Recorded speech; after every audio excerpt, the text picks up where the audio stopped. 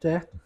Sejam bem-vindos ao nosso podcast, onde vamos retratar e pegar depoimentos dos mestres que contribuíram e contribuem de forma efetiva na história do taekwondo pernambucano. E hoje, sendo o nosso primeiro podcast, vamos iniciar nada menos, nada mais que o nosso grão-mestre, nono dan, o grão-mestre Vanderlei, tá bom? Vou pedir ele para se apresentar brevemente e assim eu vou fazer uma série de perguntas para ele conseguir desenvolver melhor no contexto da sua história. Mestre, seja bem-vindo. Muito Obrigado. obrigado pela sua oportunidade de poder Eu que dar seu agradeço. depoimento e, por favor, pode falar um pouco do senhor, seu nome, um breve resumo aí para depois a gente falar um pouco mais sobre sua história. Meu nome é Denis Vanderlei Carneiro. Eu comecei o taekwondo em julho de 1976 no Esporte Clube do Recife e até hoje estamos lá, mantendo nosso departamento, que foi oficialmente fundado pelo clube em 1971. Quando eu cheguei lá, o departamento já existia e a partir de 76 eu assumi e até hoje ele está funcionando. Mestre, como foi os seus primeiros passos? O que levou a treinar o taekwondo? Como foi seu primeiro contato? Nos fale um pouquinho sobre esse primeiro seu contato e as suas primeiras dificuldades. Ó, o primeiro contato que eu tive com o taekwondo foi através de um amigo chamado Jânio, ele era faixa verde, e ele me perguntou se eu gostaria de treinar taekwondo. E me levou no Clube Lee, ali na rua de Jiriquiti, perto do shopping Boa Vista. O Clube Lee hoje não existe mais. Mas eu assisti um treino e fiquei encantado. E depois esse mesmo amigo se transferiu para o Esporte Clube do Recife, me convidou, eu fiz um treino e até hoje estou lá. Foi 49 anos. apenas, né? Paixão à primeira vista, né? Como era o cenário do taekwondo pernambucano naquela época? Quais eram as dificuldades que o senhor enfrentou, dando seus primeiros passos, primeiras graduações? O que ficou na sua memória dessa primeira dificuldade que o senhor, ao iniciar a prática do taekwondo? A grande questão é que no início dos anos 70, né, nós tínhamos apenas 3 academias aqui em Pernambuco. Né? A gente teve uma passagem lá pelo Internacional, pelo Clube Internacional, com, o mestre Byung-Chul Lee, né, coreano, esteve aqui, chegou aqui nos anos 60 e 70, e nós tínhamos o Esporte Clube Recife e nós tínhamos a academia de mestre Renato dos Santos. Então, basicamente, nós tínhamos 3 academias. E nós vivíamos meio que isolados uns dos outros, porque não se podia fazer uma competição porque a gente não tinha efetivo, não tínhamos público e nem tínhamos atletas para isso, não tínhamos árbitros. Então, cada grupo se restringia basicamente à sua academia. O que a gente fazia esporadicamente eram encontros. Então, a grande dificuldade era exatamente a ausência de um órgão regulador da modalidade, que Sim. pudesse abrir portas para a gente participar de um campeonato brasileiro, de um regional. Né? E a grande dificuldade era exatamente essa, a ausência de um órgão gestor do esporte, para também implementar políticas de desenvolvimento, fomentar o esporte, como vai acontecer depois com a fundação da Federação Pernambucana de Taekwondo.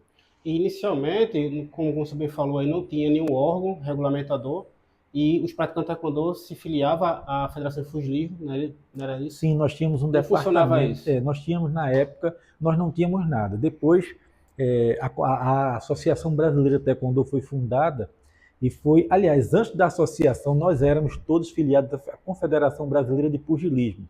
E na Federação Estadual de Pugilismo, Federação Pernambucana de Pugilismo, com o mestre José Tavares, ele criou um departamento especial para a modalidade de Taekwondo. Mas aí nós éramos subordinados Sim. à Federação Pernambucana de Pugilismo e, numa escala maior, a Confederação Brasileira de Pugilismo. Depois foi que veio surgir a ABT, que é a Associação Brasileira de Taekwondo, e posteriormente a CBTKD, como nós a conhecemos hoje. E qual foi os primeiros passos para criar também a nossa Federação Pernambucana de Taekwondo? O senhor foi um dos fundadores. Qual foi as primeiras dificuldades? Como o senhor bem falou, tinha 3 academias. Foi essas 3 que, de fato, fizeram a união entre si para poder formar? Foi mais ou menos isso. Queria que o senhor pudesse destrinchar um pouco também desse momento de Taekwondo. Bom, isso aí já em 86, né, um pouquinho mais para frente, já havia o mestre Márcio Gomes, que dava aulas no clube do Paulistano Futebol Clube, lá de Paulista. Sim. Tínhamos no esporte já há muito tempo, desde 1970, 71, tínhamos o taekwondo do esporte e tínhamos a academia do mestre Renato. Entretanto, eles não possuíam CNPJ. Sim. Né? Naquela época, para a fundação de uma federação, era necessário a agregação de 3 clubes. Então, nós falamos com o mestre Tavares, que era o presidente da Federação Pernambucana de Pugilismo, e ele entrou em contato com o clube onde ele ensinava, que era o Ferroviário, e lá se criou um departamento para trabalhar com taekwondo, para que a gente tivesse o número de 3 entidades para podermos fundar a federação. Então, isso já foi uma dificuldade, né? Todo esse processo de criação. Processo burocrático, né? Burocrático. E a criação do estatuto, né? Nós precisávamos de um estatuto, né? Para você fundar uma entidade, você tem que ter estatuto, presidente, vice-presidente. A reger a organização, né? O organograma da federação, né? De uma federação. E aí, o que é que nós fizemos? Nós nos reunimos ali no dia 28 de novembro de 1987, na Rua do Jiriquiti, no Lee Taekwondo Clube, né? E como representantes oficiais das entidades, eu pelo esporte, o mestre Márcio pelo Paulistano Futebol Clube e o professor José Tavares pelo Clube dos Ferroviários. O mestre Renato também estava presente, nós o convidamos para assinar a ata, por respeito também ao trabalho dele, mas os 3 fundadores são o Esporte, Ferroviário e Paulistano, os 3 fundadores oficiais. Porque até então a Academia do Mestre Renato não tinha o CNPJ, não né? Tinha o CNPJ. Fazer parte desse momento. Não tinha, e só podia, naquela época, só clubes. Sim. Né? Então, nós nos reunimos e fundamos. E a grande dificuldade foi justamente o reconhecimento do nosso estatuto, que eu tive que escrevê-lo na sala de jantar de minha casa, enquanto eu jantava, né, algumas noites, e madrugadas adentro, eu tive que escrevê-lo. E depois a grande dificuldade foi o reconhecimento, a homologação do nosso estatuto junto à Associação Brasileira de Taekwondo. E posteriormente mudou para ser a atual CBTKD. CBTKD. E com um imenso apoio e incentivo do mestre Yong Min Kim, que era presidente na época, né, da ABT, depois da CBTKD, nós finalmente conseguimos homologar o nosso estatuto. A partir daí a coisa fluiu, porque aí a gente já tinha uma entidade de gestão do esporte, né, oficialmente reconhecida nacionalmente, e a partir daí foi mais fácil. Nós começamos a montar seletivas para enviar atletas para campeonato brasileiro, essa coisa toda, e aí o taekwondo começou a caminhar com os próprios pés. Esse foi o grande início do crescimento, do nascimento do taekwondo pernambucano para o resto do país, né? Até então nós vivíamos muito isolados, muito restritos a Pernambuco, as nossas academias, como eu falei anteriormente. Nesse primeiro momento que o taekwondo iniciou, ele tinha muito contexto mais marcial, né? Sim. Aí teve a chegada do mestre O, que foi ele, acredito eu, pelo que eu venho estudando, procurando saber, ele que foi responsável por trazer a parte competitiva. Como é que se deu essa parte marcial que o senhor iniciou e posteriormente essa mudança para poder ser tão efetivo a parte de luta, né, esportiva que o taekwondo de Pernambuco é hoje, né? Ele é uma das grandes potências a nível nacional, né? Hoje ele traz muitas medalhas nas competições e acredito que ele, o senhor como pode falar melhor aí, ele que eu acredito que foi e colaborou muito com essa parte competitiva. Qual foi a contribuição dele para essa parte competitiva e a contribuição dos outros mestres da parte marcial? Como é que foi essa mudança de prática no taekwondo pernambucano, essa diferença, essa evolução? Nós tivemos, antes do mestre O, tivemos aqui um mestre chamado Teok Nam Kim. Ele ficou lá no esporte 1 ano e ele já fazia taekwondo competitivo.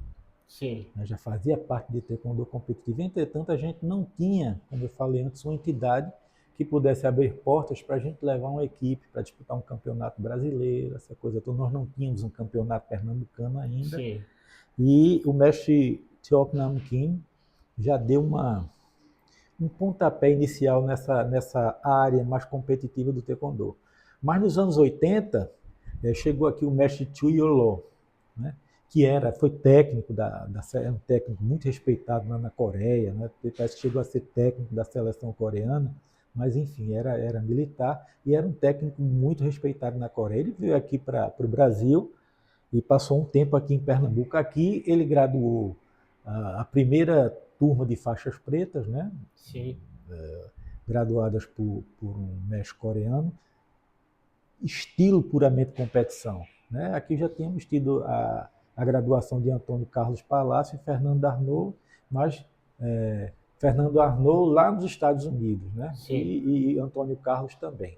Foram graduados pelo primeiro mestre que teve aqui, que realmente iniciou essa parte de taekwondo mais competitivo também, ainda antes do mestre Kim, né? Que foi o mestre Yun Kil Moon. Né? Mas tudo ficou só no treinamento, nada de participação, nada de formar equipes. E o grande mérito do mestre Yo, além do conhecimento vasto de competição que ele tinha, ele era um técnico extremamente competente, ele mudou toda a nossa estética, toda a nossa mecânica dentro do taekwondo. Ele apresentou chutes como Bandal Chagi, que a gente não conhecia, né? Era só aqueles clássicos, Apchagi, Opchagi, Tolyo Chagi, Mondolyo Chagi, e ele introduziu essa técnica do Bandal Chagi, que antes ele chamava Piquet Chagi. Depois se mudou o nome para Bandal Chagi, que é muito efetiva.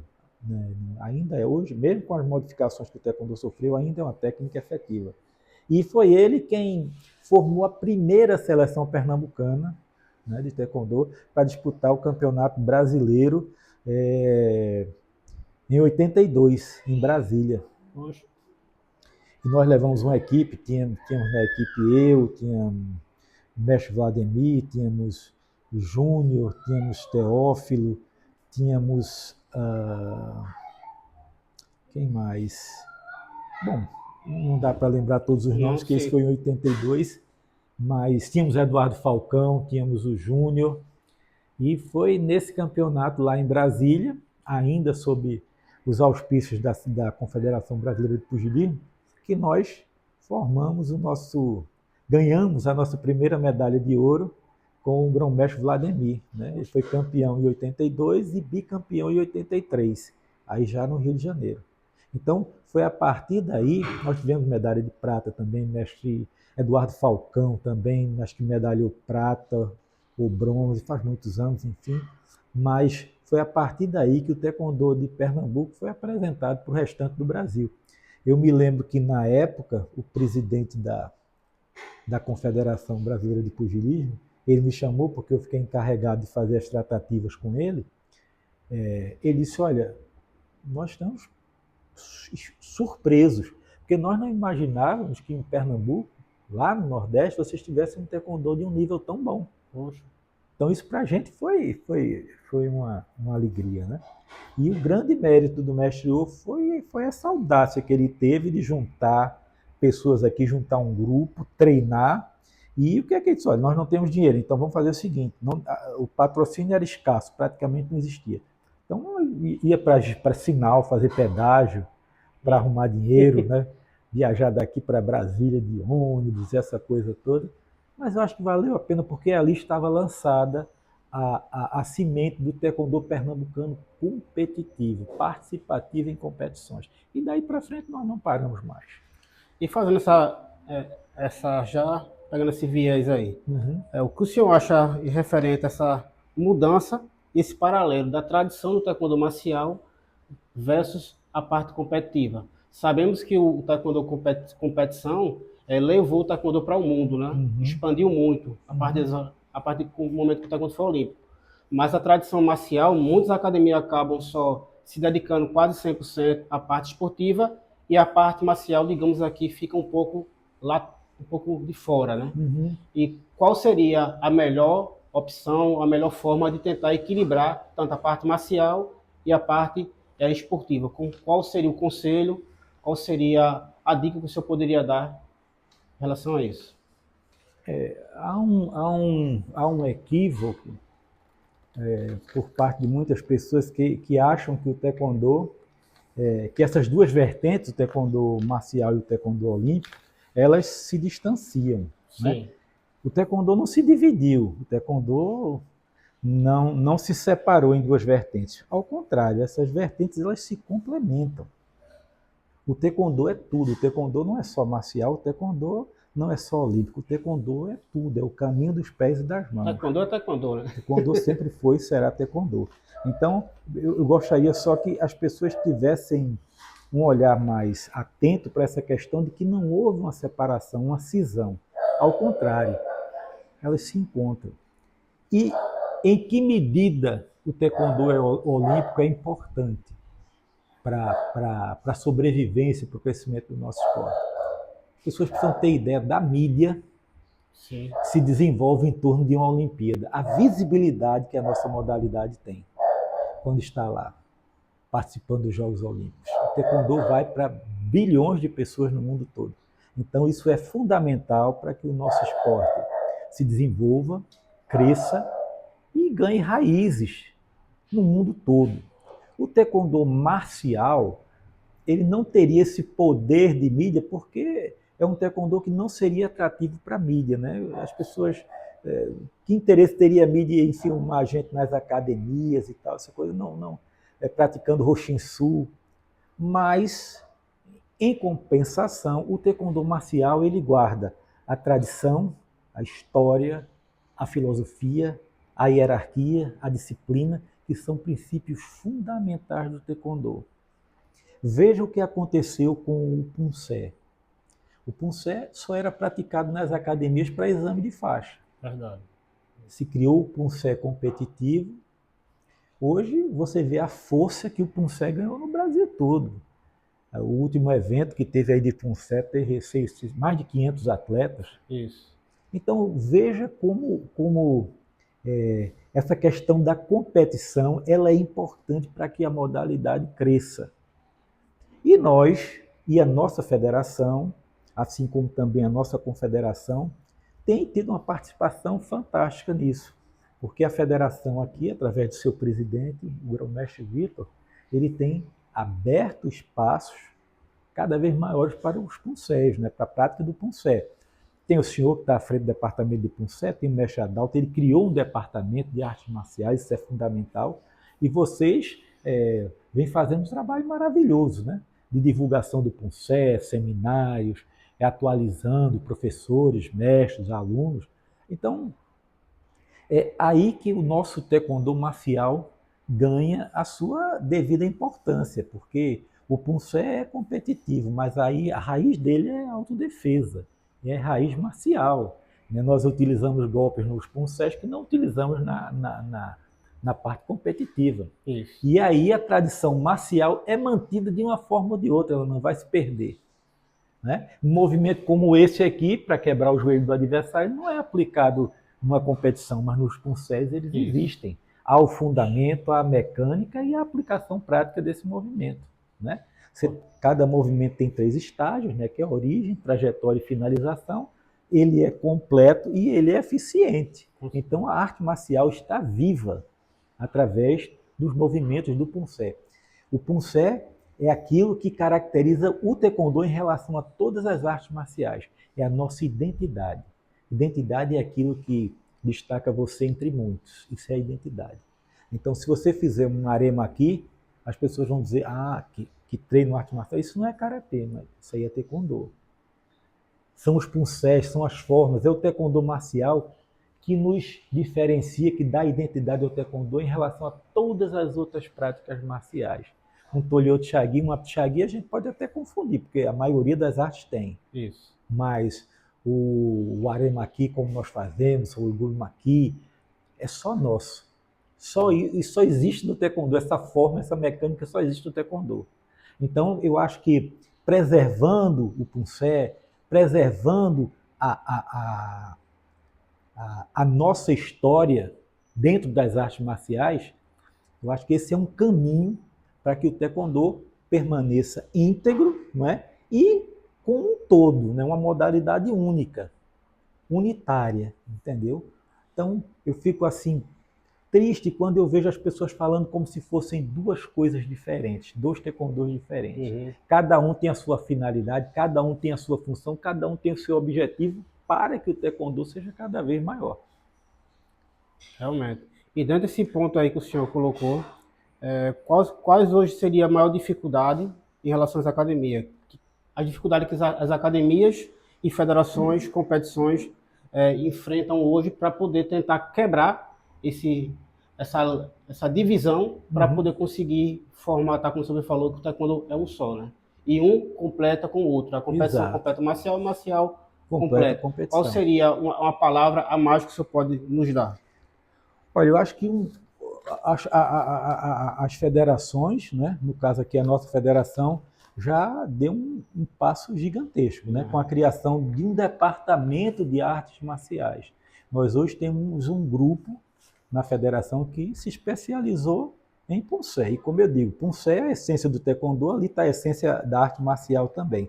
A nossa confederação também abriu esse espaço para o Poncé e assim, nós teremos boas surpresas mais para frente em relação às artes marciais.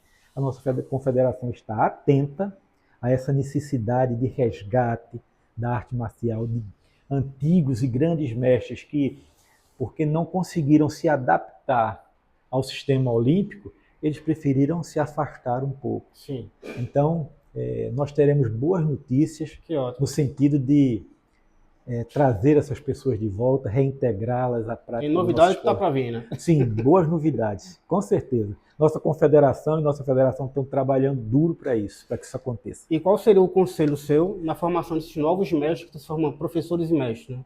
Qual seria a característica do mestre mais ideal hoje? Qual seria a necessidade? O que o senhor poderia aconselhar para essa nova geração de mestres que está se formando agora? Olha, eu acho que é fundamental que as pessoas entendam que mestre não é aquele que tudo sabe, né? Mestre é aquele que sabe servir. Então, eu diria que é fundamental a pesquisa, o estudo e o treinamento duro. Um dos mestres que eu conheci, ele me dizia: Denis, o taekwondo continua sendo chutar cada vez mais alto, mais rápido e mais forte. Ele resumiu o taekwondo a isso. Claro que não, hoje a gente sabe que há toda uma estratégia para desenvolver uma competição de luta, de kyorugi ou de poncé, mas enfim, eu acho que é fundamental que os mestres, os novos mestres, tenham consciência de que botar 4, ou 5, ou 6, ou 7, 8, ou 9 listas na faixa não significa que eles sabem tudo do taekwondo. Se você não estuda, se você não pesquisa, se você não treina duro, se você não se atualiza, você vai ficar para trás. Isso é fato. O taekwondo é dinâmico, é um organismo vivo. Sim. Então, quem não corre atrás do novo, quem não busca se atualizar, fica para trás. Tinha um pianista aqui muito famoso, brasileiro, que era acho que Arthur Moreira Lima, não me lembro bem o nome dele agora, mas ele dizia: por que é que você estuda 8, aliás, o maestro João Carlos, ele dizia: por que é que você estuda 8, 10, 12 horas por dia? Ele disse: porque se eu estudar 2 ou 3, no outro dia tem alguém tocando melhor que eu. Então, eu vejo o taekwondo a partir dessa perspectiva. Ter a consciência de que você não sabe, você está aprendendo, ter a consciência de que é preciso estudar, investir, treinar, pesquisar, buscar o conhecimento, isso é fundamental. E, acima de tudo, manter a humildade. Você precisa ter a humildade e a capacidade de admitir que dos 100% de conhecimentos que existem do taekwondo, que existe dentro do taekwondo, você sabe muito pouco. Eu treino há 49 anos. Dos 100% do arcabouço técnico, histórico, filosófico do taekwondo, dos 100%, eu consegui aprender 3%. E eu treino há 49 anos. Se você treina 5, 10, você sabe até menos que 3%. Então é nunca achar que sabe mais do que você realmente sabe e se sentir cada vez menor diante da sua graduação mais alta. Quanto mais alta a sua graduação, você tem que sentir-se menor diante dela. Essa é a única forma de você não se deixar morder pelo bichinho da vaidade, do orgulho, da arrogância. Soberba. Quando tem a soberba, quando tem, por exemplo, agora vai haver um treinamento, um seminário, sim, que vai ser dado pelo senhor, pelo mestre Adalto e pelo corpo de artes marciais da nossa federação. Então, eu até falei na nossa assembleia, vou levar uma plaquinha lá e botar um cabide, dizendo antes de entrar, pendure seu ego. Sim. Tá? Você tem que entrar, não é? Lembra disso? Tem que entrar aberto ao aprendizado. Você sabe, ok, você sabe muito, sabe bastante, ninguém está negando sua história nem seu conhecimento, mas ao novo. E você tem que entrar aberto, com a cabeça aberta, para absorver novos conhecimentos que vão se somar aos que você já tem, e você vai ser duplamente enriquecido, porque o que você já sabe continua, você só vai agregar. Até quando eu costumo dizer que é um lago, não é? Cuja profundidade você não tem ideia você não tem ideia da profundidade dele. Quanto mais você mergulha, mais profundo ele é. Então, essa pretensão de chegar ao fundo é um pouco difícil, mas é válido você buscar chegar, tentar chegar. Não buscar, não achar que encontrou, que vai encontrar a perfeição. Isso não existe. Não só em taekwondo, mas em nenhum tipo de atividade humana. Mas o grande lance é você buscar a perfeição incansavelmente, incessantemente. Então é isso que eu digo para os novos: humildade, trabalho, estudo, pesquisa. Tá? Não há outra forma, e treino, não há outra forma de crescer dentro do taekwondo que não seja por esses caminhos. Perfeito, mestre. Agora eu queria já mudar um pouco o assunto, né? Qual seria o papel do taekwondo nordestino, né? E qual seria o objetivo ou a necessidade para a gente poder desenvolver mais e fortalecer essa modalidade, então, como o Nordeste, por exemplo? Qual seria esse papel dentro do cenário nacional do taekwondo nordestino? Bem, eu acho que a nossa federação, e vou falar um pouco da atuação da federação e da confederação. Em primeiro lugar, eu acho que a nossa federação já está fazendo um trabalho fantástico. Como eu lhe disse, nós tínhamos 3 academias aqui no Recife. Hoje nós temos a Academia de Taekwondo na região metropolitana, Agreste, Zona da Mata, Sertão. Nós temos o Taekwondo em praticamente todo o estado.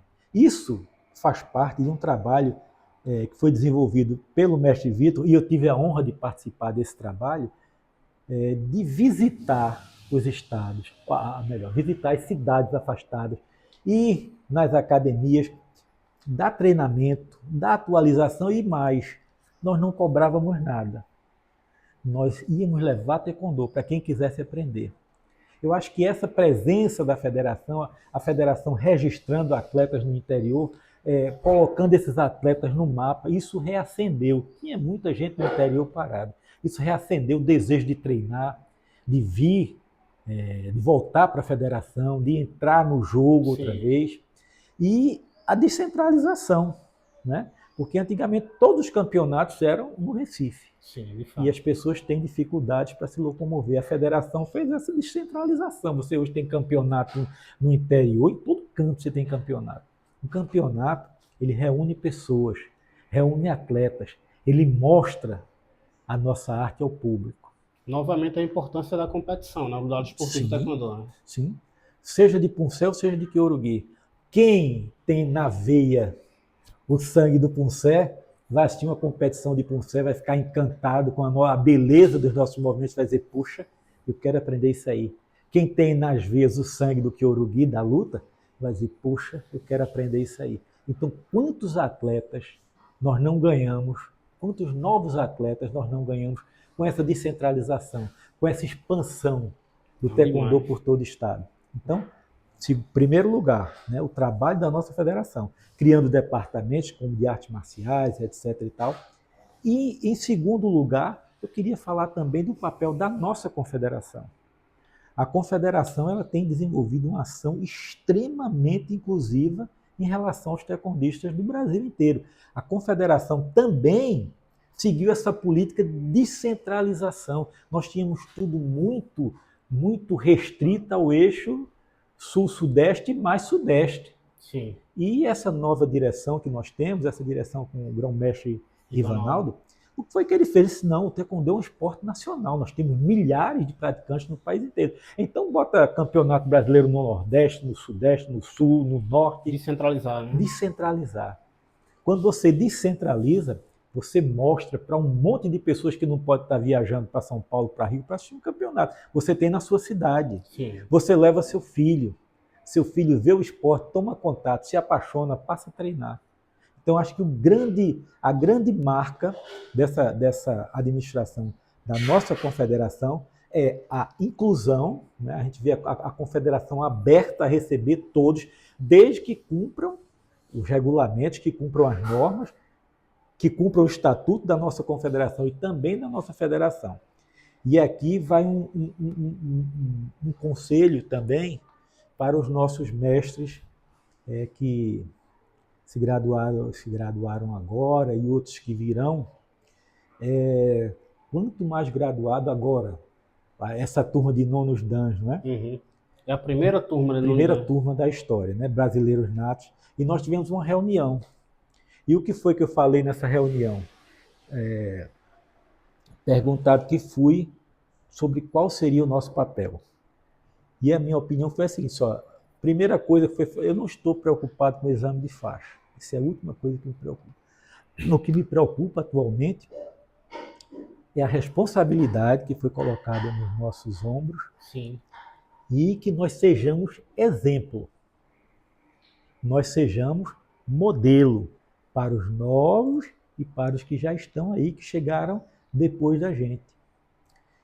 A partir do momento em que você é modelo, você sendo quanto mais graduado, mais dentro das normas você joga, você participa, mais você vai influenciar Fortemente. mas você vai influenciar aqueles que estão chegando, aqueles que ainda não tiveram conhecimento, contato com a disciplina, com a hierarquia do taekwondo, entendeu? Com os nossos princípios, cortesia. Integridade, perseverança, autocontrole. Então, a coisa mais importante que eu acho nesse momento para essa turma não é criar tipo uma associação, porque a nossa função ela será puramente didática. É estarmos sempre a postos para quando a nossa federação ou a nossa confederação nos convocar e disser, temos uma missão para vocês, sempre no campo didático, né? A nossa federação e a confederação, elas têm as instâncias punitivas que avaliam desvios de conduta dentro do trâmite legal, né? Do processo legal, e se for o caso, elas tomarão as providências.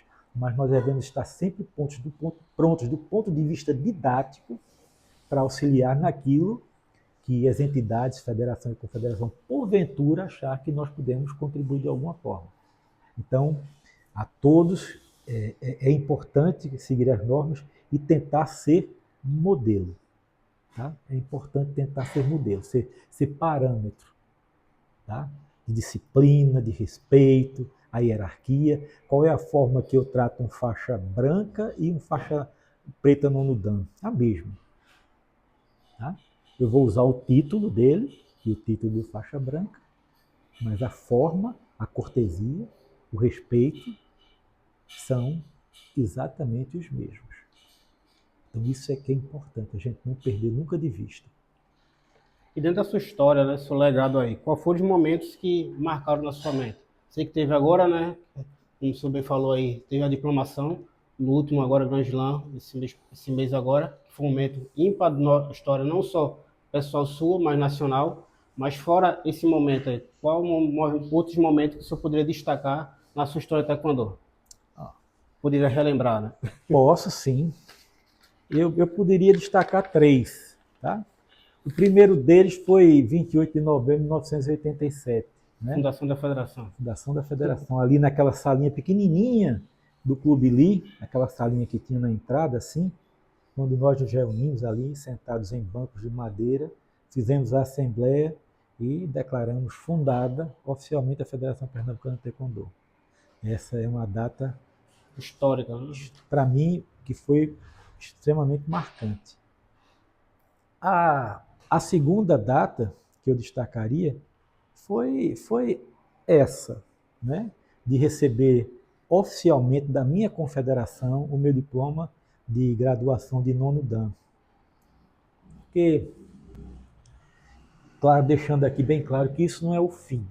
É a coroação de uma vida de trabalho, dedicação e empenho, mas o nono Dan é o começo, é um começo de um outro estágio de aprendizagem. Né? Agora é o começo do estágio de começar a contribuir, né, da melhor forma possível. É o momento de começar a trabalhar ainda mais para passar uma imagem positiva do nosso esporte para as pessoas. É o momento de usar a experiência que nós temos para orientar aqueles que estão começando, sempre que eles acharem que nós podemos contribuir de alguma forma. Então esse é o grande momento do início de um novo aprendizado, um novo e gigantesco aprendizado. Então, o nono Dan não encerra nada, não fecha ciclo, nada disso. O momento é, sem dúvida, 2004, quando eu, então, presidente da federação, tive a honra de realizar aqui o primeiro campeonato brasileiro oficialmente chancelado pela CBTKD no norte e nordeste do Brasil. Nós tivemos um campeonato lindo, foi seletivo para os Jogos Universitários. E nessa oportunidade, Pernambuco conquistou também o seu primeiro título por equipe. Nós fomos campeões brasileiros por equipe no feminino. Aí é aquela época de Marina, de Astiane, Tâmara Cordeiro. Então, esses são 3 momentos que eu destacaria. Né? Dentre tantos, né? São centenas. E quais são os desafios para o taekwondo futuro, né? Para essa nova geração? O que seria a sua opinião aí? Qual seria o desafio para o futuro, né? Os desafios, eu de certa forma, eu já falei aqui anteriormente, os desafios são,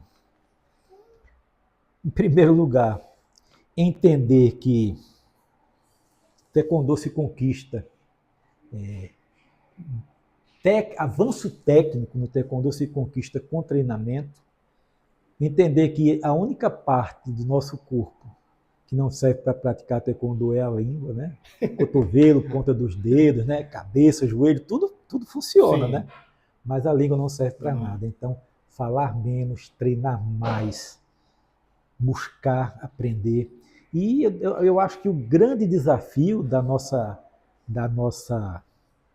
nova geração é justamente isso. Nós estamos num mundo dominado pela eletrônica, né, pela cibernética, pelas redes sociais, e essas influências que têm, coisas boas e negativas, elas acabam também dispersando um pouco a atenção dos nossos atletas em relação à prática do esporte. Taekwondo é um esporte que não existe meio termo. Se você quer ser campeão de Poncé, você tem que treinar muito. Se você quer ser campeão de Kyorugi, você tem que treinar muito. Então não dá tempo para você dispersar a sua concentração com coisas paralelas, né? Com o encantamento das redes sociais, de estar postando vídeo, fotos, essas coisas, tal. Não, é manter o foco diante desses desafios que nós enfrentamos hoje, né? No mundo digital, que de certa forma é sedutor, né? Sim, ele nos atrai, ele possibilita que pessoas se encontrem, se relacionem, mas ele também nos rouba a atenção para as coisas mais importantes da vida, para as quais a gente não pode perder o foco. Família, trabalho, estudo. E no caso do taekwondo, treinamento. Muito treinamento. Observar o seu técnico, seguir as orientações dele. Nós temos grandes técnicos aqui em Pernambuco e de resto no Brasil, mas ser disciplinado não só tecnicamente, mas taticamente. Eu percebo que alguns atletas ainda hoje sentem alguma dificuldade em seguir a orientação do seu técnico. Claro, todo mundo tem um feeling, né? Mas se você confiou naquele técnico para te treinar, para te preparar para aquela competição, é importante que você também mantenha a disciplina tática. Quando ele te der um conselho tático, né, você tentar realizar aquilo que ele te pediu. Teria alguma outra mensagem que o senhor gostaria de deixar? A mensagem que eu deixo é mais ou menos o que eu falei, né? E dizer que agradecer ao senhor, né, pelo gentil convite, me deu essa oportunidade de falar um pouco do nosso taekwondo, da história do nosso taekwondo, relembrar antigos nomes, antigas pessoas que tiveram uma participação importante na construção do esporte, na edificação do esporte aqui, e dizer que hoje Pernambuco, graças a Deus, é um estado que está aí entre seguramente os 5 Sim. né? Mais conceituado no taekwondo brasileiro, né? Nós hoje temos campeões, mas assim, de perder de vista, né? Multicampeões. Luciana Lucena foi 5 vezes campeã brasileira, Soneca foi 5 vezes campeão brasileiro, 5 vezes da Copa do Brasil. A gente sempre que manda equipes para fora, a gente traz medalhas de ouro, temos atletas na seleção, tivemos Tâmara Maria Cordeiro, que foi campeã, vice-campeã mundial juvenil. Então, eu acho que a nossa história, tanto no Kyorugi quanto no Poncé, ela já está bem solidificada, né? Então, eu acho que o taekwondo pernambucano hoje é um taekwondo forte, enraizado, solidificado e que ainda tem muito por melhorar, eu tenho certeza disso. Vai crescer demais ainda, né? Sim, Tem muito ainda a progredir. Muito. E eu quero estar bem de saúde para presenciar esse crescimento, esse desenvolvimento, que é o que eu tenho feito nos últimos 49 anos, né? Mestre, eu agradeço muito a oportunidade do convite que o senhor aceitou, suas palavras, compartilhar sua trajetória. Obrigado. Muito obrigado mesmo. Espero que todos que aqui assistiram, né, esse podcast, essa entrevista aí, possam comentar. Obrigado a todos. Novos nomes aí futuramente. Eu vou buscar novos mestres para poder também compartilhar a história. E fico muito agradecido, privilegiado da sua presença, de receber aqui na sua casa. Eu que agradeço. Muito obrigado, mestre.